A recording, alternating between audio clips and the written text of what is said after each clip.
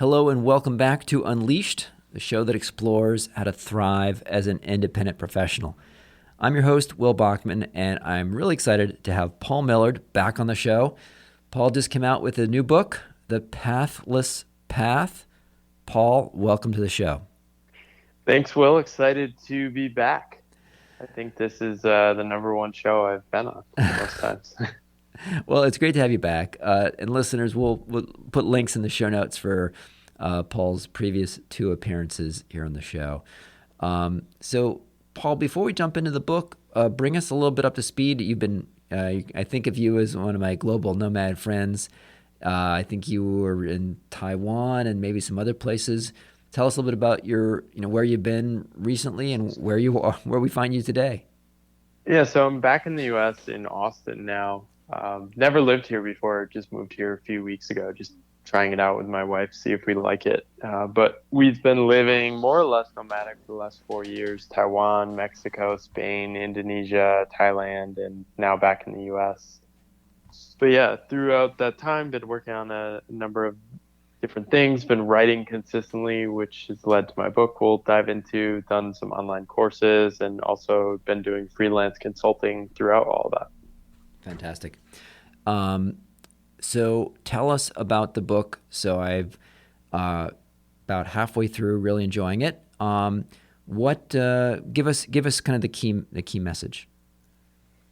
I think the book really emerged naturally out of some of my writing and explorations in my life and kind of how I'd set up my writing and what I call my creative engine of basically writing what I'm thinking about, what I'm curious about, and then sharing that, and then having conversations with people who are curious about that, and that kind of fuels this ongoing loop of exploration. I've been doing that for 3 or 4 years, and the core question I've been exploring is if I'm not a worker, who am I? And what does that mean for my life? And then what does that mean more broadly for how we think about work in our culture, our society, and how to navigate paths in our life? And what are sort of by your own example, I think you're trying to role model, or you are role modeling for people that are looking for an alternate path. What and sort of by definition, there's no recipe book, in your book for people to take a path. But what are some of the things that you hope people take away with it in terms of people that are maybe not fully satisfied with what they're doing right now, of how you'd kind of encourage, what are some of the sort of options or recommendations or piece of advice you have? So work is one of these heavy things that people have strong reactions to. Yet when you dig or challenge beneath those strong reactions, people often don't have a good understanding of why they believe what they believe about work. It's typically a mix of cultural scripts, inherited ideas from your parents, social norms, what your peers are doing, institutions you're a part of. And I think for me, my own journey was figuring out I had all those in there. And then the challenge, of course, is what do you do with that when you decide that some of those work for you or don't work for you? So I think in my book, I present this as what I call the default path, which is basically the path we'll follow if we don't really think about things. And this is a fine path. I mean, more than ever now in today's world, the default path and traditional avenues of employment can provide good lives for literally billions of people all around the world. And this is a great thing. However, increasingly, many people are frustrated with that and don't really know where to start, how to deal with that, and they end up gravitating to all these kind of different ideas that are just layered on top of already complex work beliefs, trying to figure out what they're doing.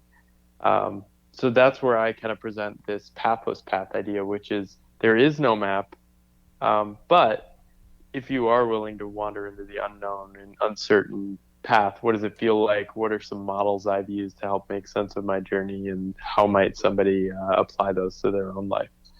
Yeah. So if someone is, maybe on the default path of getting a job, there's a career track there, you could progress, get promoted. Maybe they're not loving it. What are some of your tips on what to do right now, maybe while they're still employed? Are there some, low risk kind of ways to explore that you suggest, like start writing, start freelancing, get a side gig, talk to people, interview people about their jobs, start a podcast, start a newsletter? Like, what are some of the things that you recommend that are ways to just start getting on that pathless path or start exploring something other than the default? Yeah, so I think, and one of the things that I've realized talking to many people is many people are perfectly okay with just kind of doing what other people are doing. I'm more reaching out to the people that come to me and are like, hey, I do want to shake things up. How do I get started? And that's actually a small but growing percentage of people. But given that I'm only trying to serve like those people, that's who I'm really excited about exploring with. But with the pandemic, I think it's really broadened the number of people willing to ask these questions. So I think I often just have people think about some really basic questions. So some of those questions are, what are your beliefs? What do you believe about work? How does money link to work? What are some of your desires? What are some of your needs and yearnings for what you want with your life? And just start to like figure out what you're actually doing, right? It's really easy to think, okay, I'm just on a path, and well, the logical next step is to just try to get promoted or continue on a career trajectory of what everyone else around me is doing. But that may make no sense if what you're really desiring is more freedom, and you don't care about money as much as the person next to you.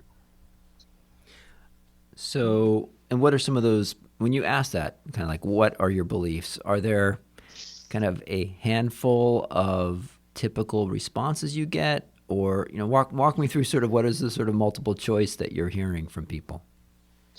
Yeah, so it's a layer of different things, right? It's how we determine who's a good person, who's contributing to society, who's doing their part.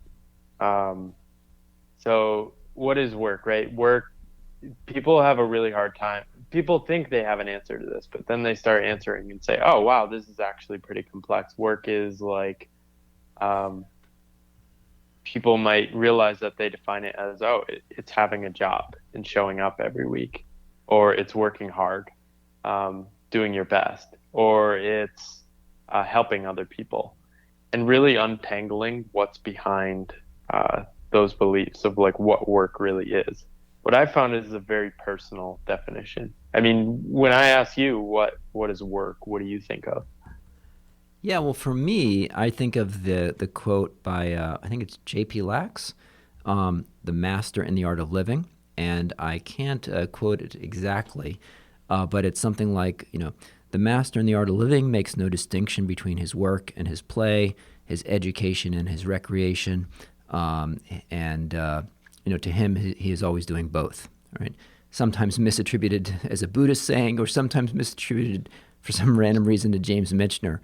But so that for me is very, kind of sums it up for me, where it's, it's in the ideal state, it's kind of what's making you come alive, and what you, and kind of how you are going through your life. That's really kind of the ideal to get to, where it doesn't necessarily feel, like it's hard to make a difference between work and play. It really does feel like play to you. So, and I feel very lucky that a lot of my days do feel that way. So, And do you think if you shared that definition with like 25-year-old Will, would he agree with you? so let's see. I think, I mean, I wasn't at that point then, when a 25-year-old Will was standing watch Right. on a nuclear submarine. So I didn't have like a traditional job then. If you think of being a submarine officer as like a traditional, normal default path of most college grads, right? It's like this kind of separate thing where you're living on a submarine for 24 hours a day for 2 months. It's like different than a job. So I was already on this path of like this different thing. that is much more all-consuming. Yeah, I imagine though there's still certain paths of the people around you that were like, this is what we expect our life to look like in the next 5 years. Or especially when you went into consulting, there's kind of a narrow range of like, this is what a sensible path looks like. And you didn't really take that ultimately, right? Well, I didn't. That's right. I mean, and definitely, boy, in the military, I mean, even more than in consulting, there's this very clear, totally defined path of you're a junior officer for 36 months, and then you go to shore tour, and then you go department head, and then shore tour, and then you're executive officer, shore tour, commanding officer. Maybe you make, flag officer, maybe. So a very clear path, and same thing in consulting. And yeah, I mean, the consulting, I enjoyed consulting, but kind of staying in that path wasn't the right fit for me, which is how I ended up doing independent consulting for back in starting 2008. So Yeah, and I think this is what I'm trying to explore in this book is just making people aware that these kind of default norms and beliefs around work exist. Um, I think a lot of people that end up becoming self-employed end up where you are, which is they shift from defining work as something that is clearly for a paycheck for a company to something that is part of their life and benefits them, brings them alive, as you say. That was part of my shift. When I quit my job, I really just wanted to escape and get more space in my life. I kind of thought I wanted to work less. But my path kind of made me discover, oh, there's actually things I want to do that I'll do without getting paid for or not. And if I can slowly commit to those things over time, I might be able to build some sort of path that I want to keep living. Um, and that was a pretty dramatic shift from my mindset of like 25-year-old Paul, which was I didn't even imagine there was any other path than like working full time for the rest of my life. yeah, so we were earlier we were talking about what are some of the first steps. So sound like one of the first steps you do with people is just start asking questions. You mentioned like what are your beliefs about money? What are your beliefs about work? What are you really looking for in life? What's your objective function? Um, I think the answers to those questions are actually kind of difficult because you really don't know until you start experiencing them. But let's say you start with those questions for someone who's on the default path now, thinking about who isn't satisfied with it. What are sort of the steps 2 and 3 after you start asking those questions? Do you encourage people to like freelance a little bit, or just start doing something that for free that they might eventually want to do for pay, or how do you start moving into the getting off that default path? Part of why I wanted to write my book was to show that this is not a straightforward thing. I kind of took a meandering path, and when I started asking these questions, it was probably not until 5 to 7 years later that I actually took any sort of bold action in alignment with the answers to those questions. So one is just daring to ask the questions and coming up with different ways to ask them and ask them over and over again. I think knowing what I know now, I would do a few things different. I think one, I would just be trying things and experimenting sooner. It took me years to turn from ideas in my head, like, oh, it'd be really cool if I could try this, to actually experimenting and trying them. And what I mean by that is, okay, I don't need to become a podcaster, but can I do 3 podcast episodes for fun on the side and see how it feels? And then what might that tell me about what I like, don't like, what I might want to do next.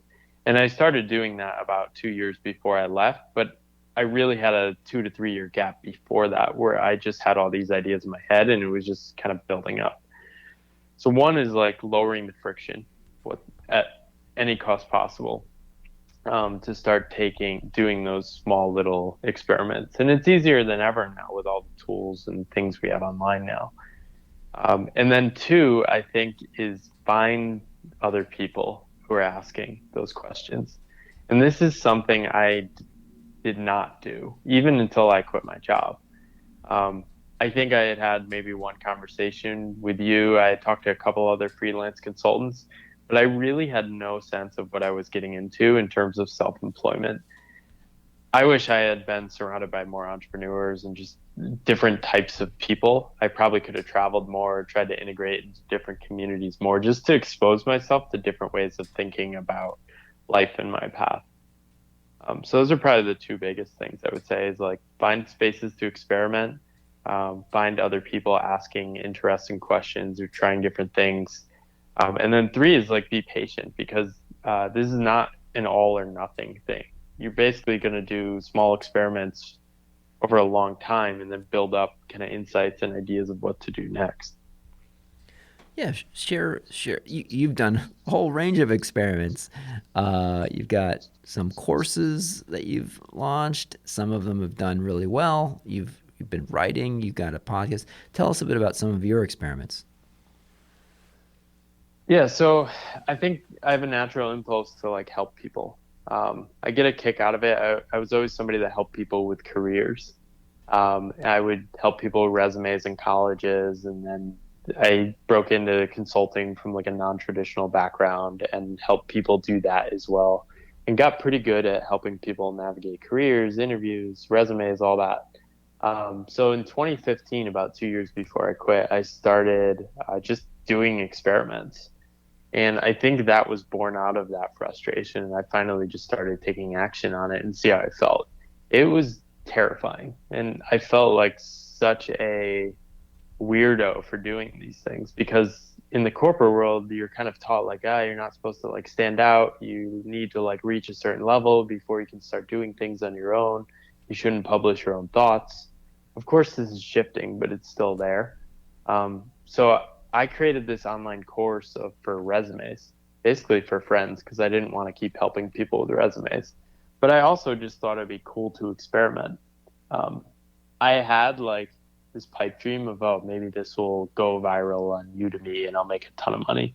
I don't think I've made more than like $50 from that course in 7 years. But it was a cool like first experiment, and now I see a very clear path from that to like actually creating much better courses in the future where I did stuff. But none of this makes sense looking forward. It's just like trying stuff. And I did a similar thing with career coaching before I left. I experimented with a side gig of career coaching. I kind of created this website, Careers with Paul, and I started doing it. One of my realizations from that is like, I don't want to be a full-time career coach. Two people was like, oh my God, this is like, I don't really want to do this. Because what I realized is I was working with people that just want to get rid of their pain. Like help me get a new job and then I can stop thinking about these questions. I had a lot more fun just talking with people like much more deeper over longer periods of time. Um, so yeah, it's really testing. And I think we get mistaken by thinking, oh, I need to pick an identity or a lane or a job title, right? So people are like, oh, I want to become a coach because I like helping people. It's like, well, you should probably just test that first and make sure you're not going to blow up your life just to do this one thing. Yeah, before you take like a 6 month like executive coaching course or something. Um, Right. so I love this idea of doing sort of small experiments, low cost experiments that you don't know where they're going to lead, right? Um, Well, and this is one of the ideas from the book is I've discovered this over and over again, mostly because I took my leap was meandering, confusing, and over several years. So you read these headlines of other people, and I talk to them, and I would just ask, like it says you just took this bold leap, and they go, oh, actually, it started 6 years earlier when I had this health crisis. I started asking questions. I met this mentor in traveling another country. I had this. I tried this one thing. I unlocked this opportunity, and you start to realize people, whether they are doing it on purpose or not, are actually prototyping different shifts. So they're kind of sampling different modes of being, different ways of working, before, well before they've actually taken the shifts.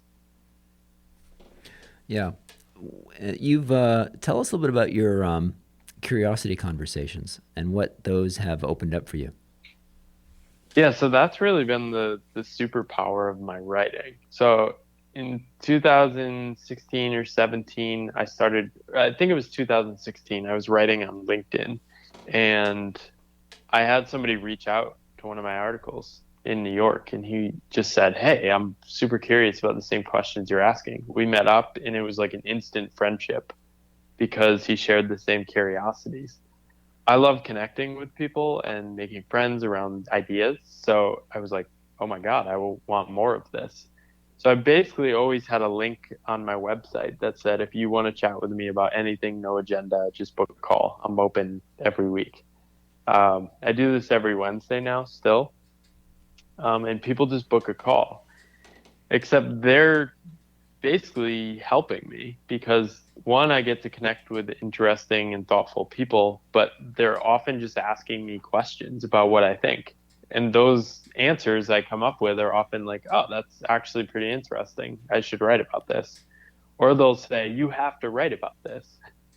Um, so I did that for years and years. And then in 2020, when the pandemic hit, the number of people reaching out to me just skyrocketed because I had been talking about our relationship to work for years. And that just snowballed in terms of me writing a ton of stuff and eventually multiple people just saying, you have a lot of stuff. Have you ever thought about writing a book? And I just kind of took that as a cue for that's what I should do next. What are some of the disappointments that people express to you about this path that they're on? And the kind of, I think I saw you posted recently that the era of meaningful work is over, if I remember correctly. To talk about that a little bit and kind of what you're hearing from people in these discussions. Yeah, so I think there's been an increase in expectations people have from work. Uh, which is great. I think people should have high expectations about institutions they're committing a lot of their time to. Um, but what I think's happened is those expectations have risen faster than what organizations are really capable of. So there's kind of been this ramping up of what I call like corporate PR or culture PR of trying to match those expectations. But then there's a gap between what people are expecting and hoping for and what they actually receive, right? So if you go to Facebook right now, their branding on their career page is do the most meaningful work of your life. Like that's profound.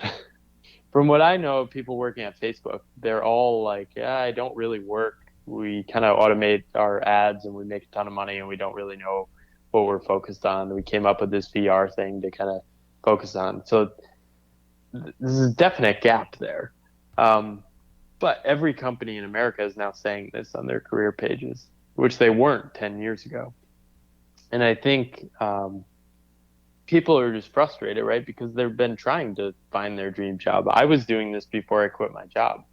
I had this belief, oh, if only the next job I find the right one, everything will be okay. Um, and I kind of realized I was just thinking too narrowly in terms of what I considered work and the things worth doing. And I think a lot of people are coming to this realization too.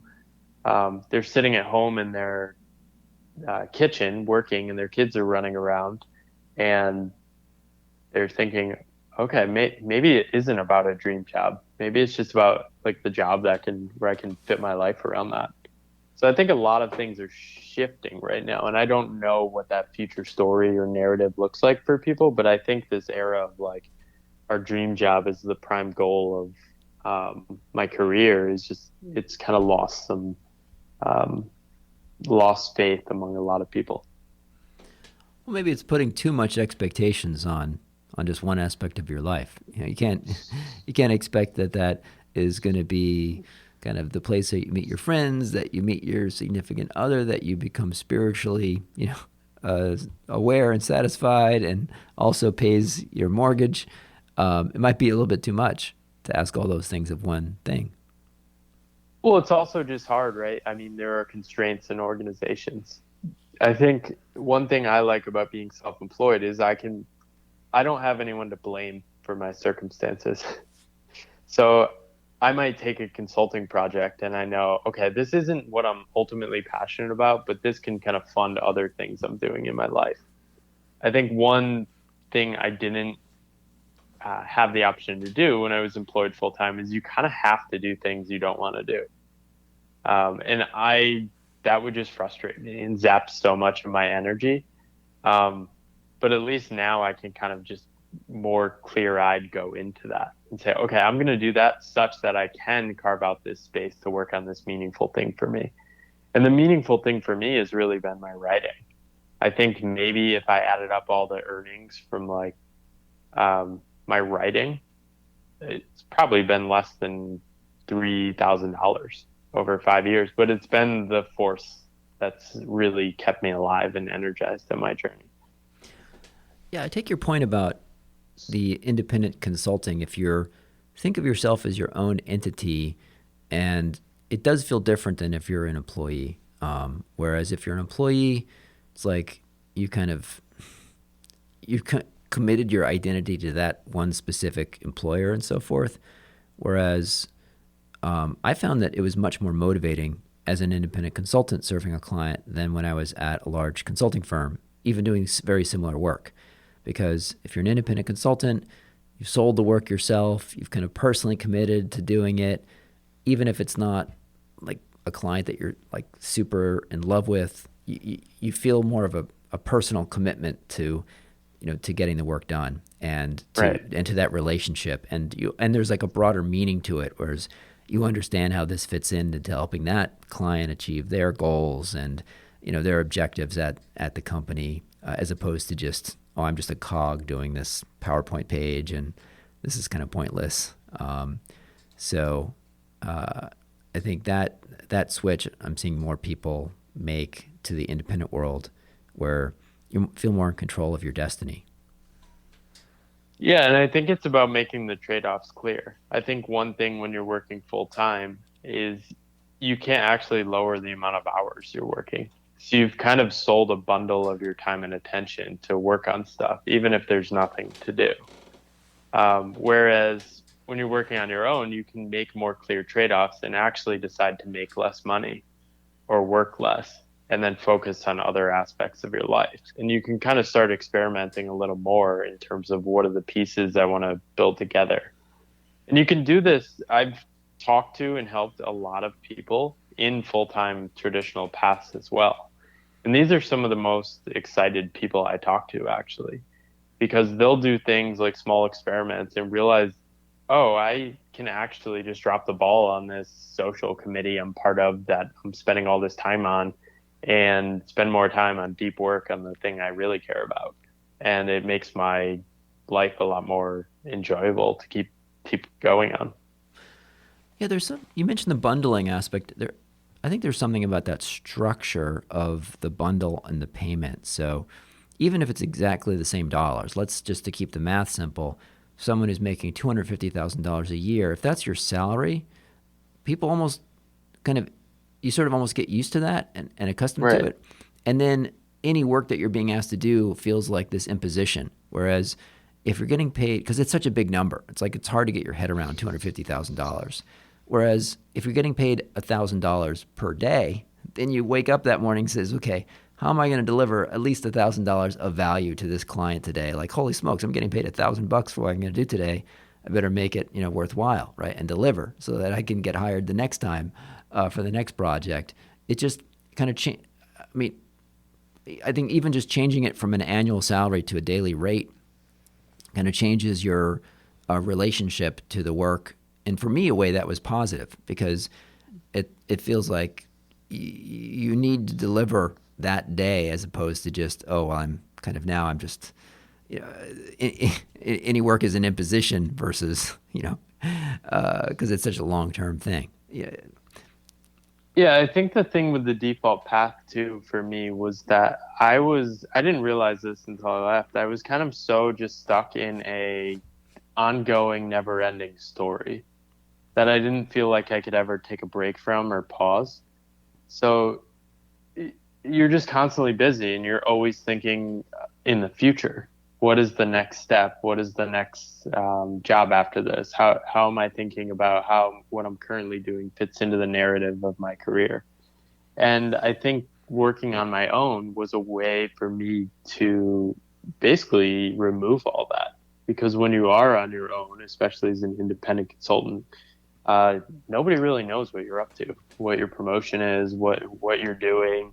Um, it's why it's often hard for like independent consultants to um, sell themselves back into organizations because it's more of a weird mapping of, hey, I've done all these random things. Here's how it might fit. Um, but it makes all those trade-offs clear to you of what you're opting into, um, because you're not doing it for this broader, just keeping up with what you feel like you're supposed to be doing. You recently published a an annual review, which was really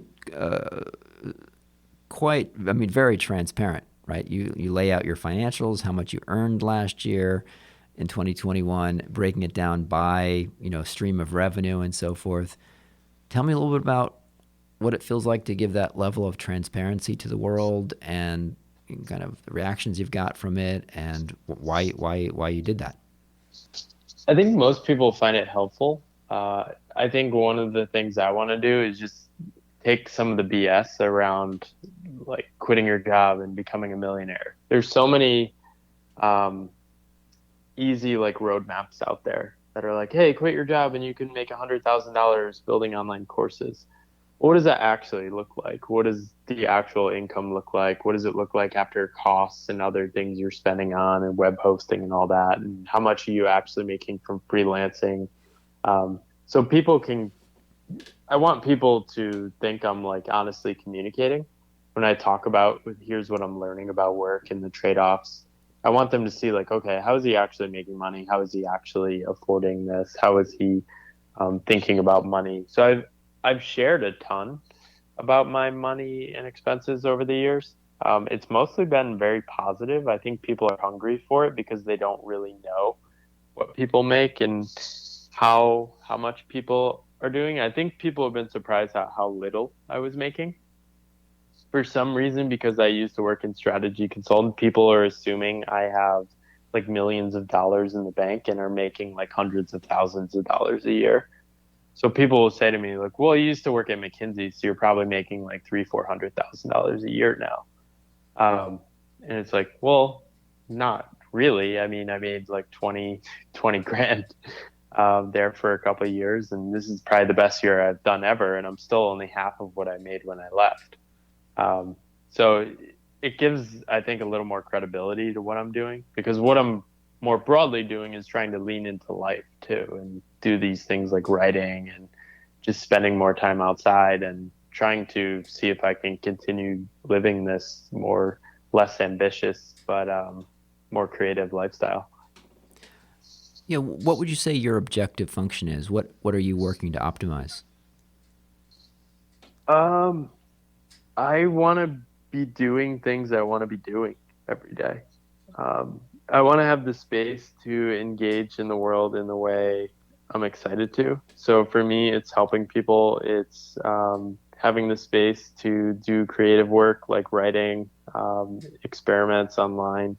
Um, Three is like have the time and flexibility in my future. Me and my wife want to have kids. I want to have a very flexible life around being with them physically and spending time with them as they grow.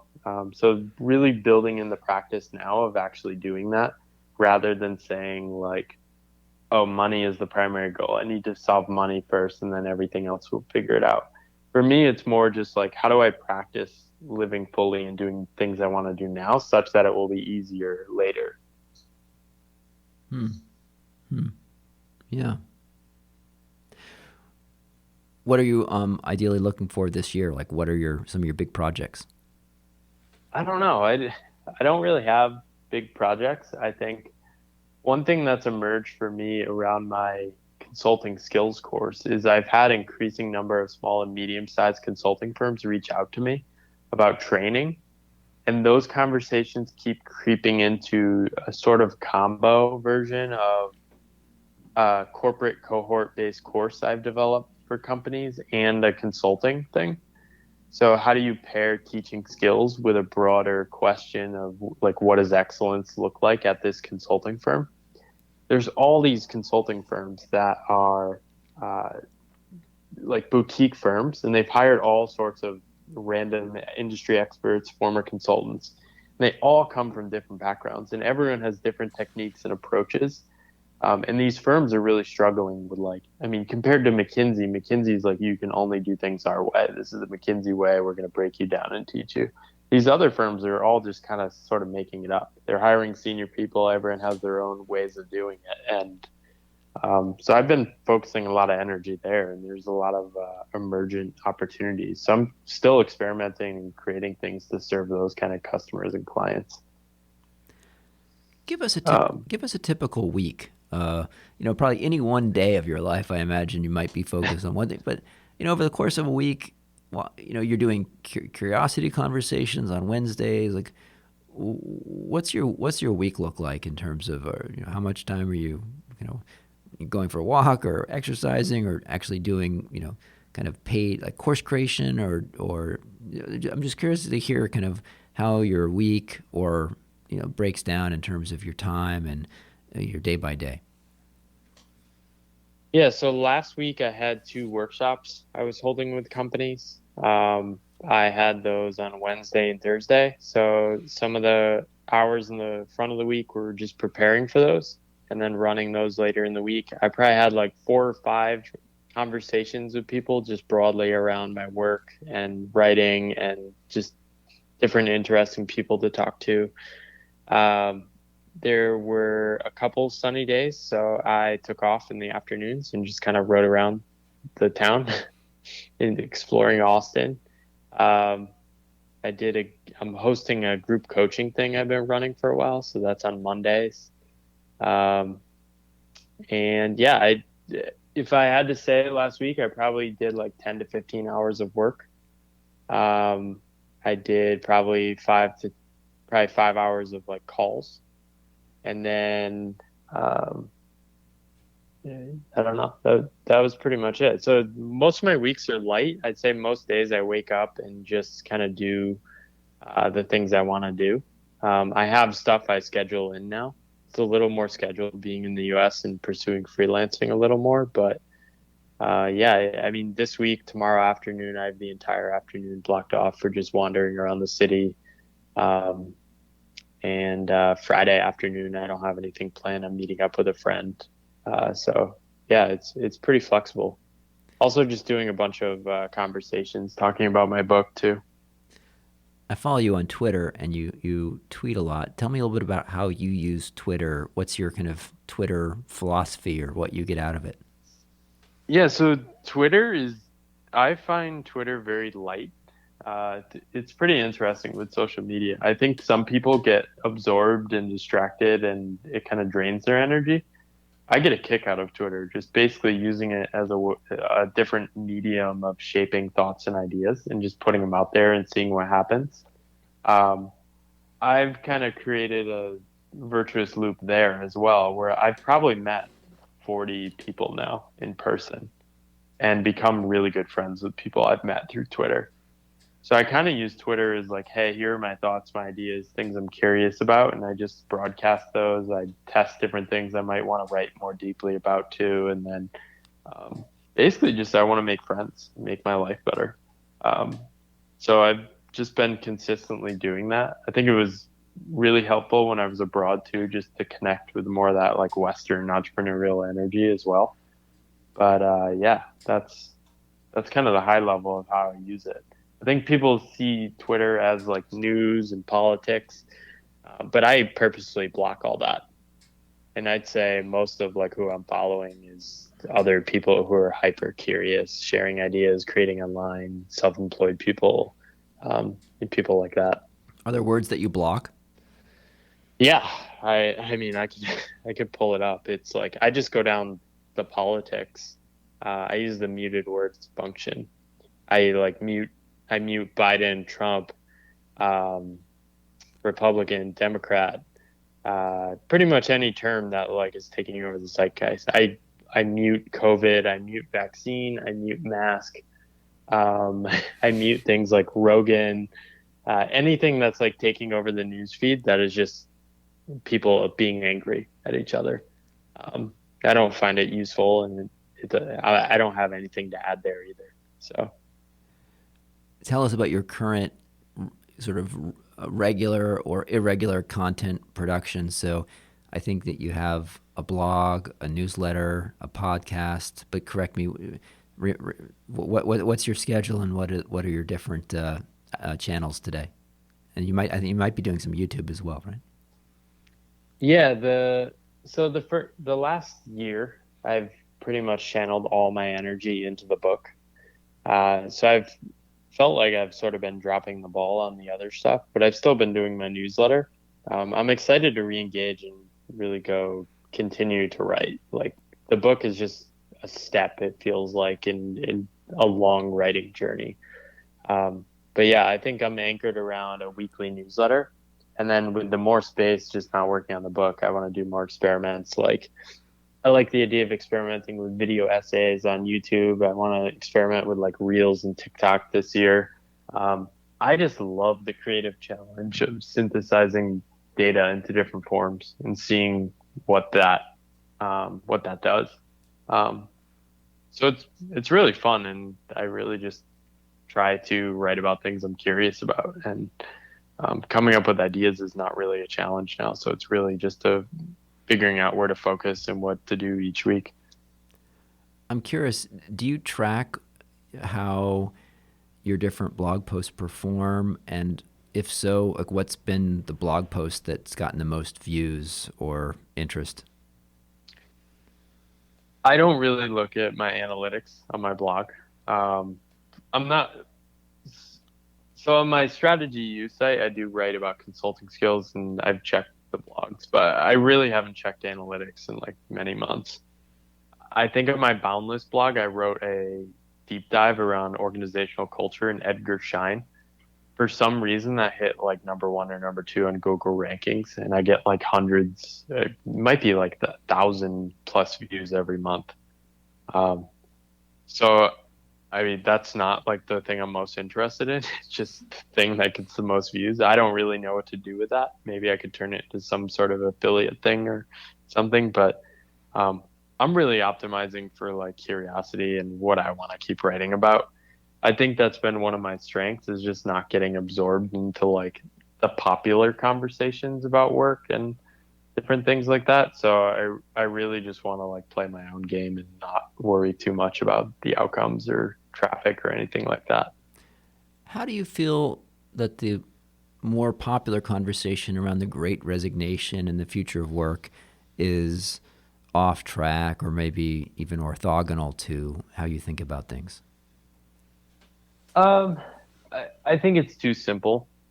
I think often these things, and once you start analyzing your own work beliefs, you start seeing them everywhere, right? So there's an assumption culturally in most cultures right now that like one shall work in a job for most of their life, and like um, anyone that's not considering that, that's a crazy thing, right? So these great resignation things are framed in that foundational assumption about work.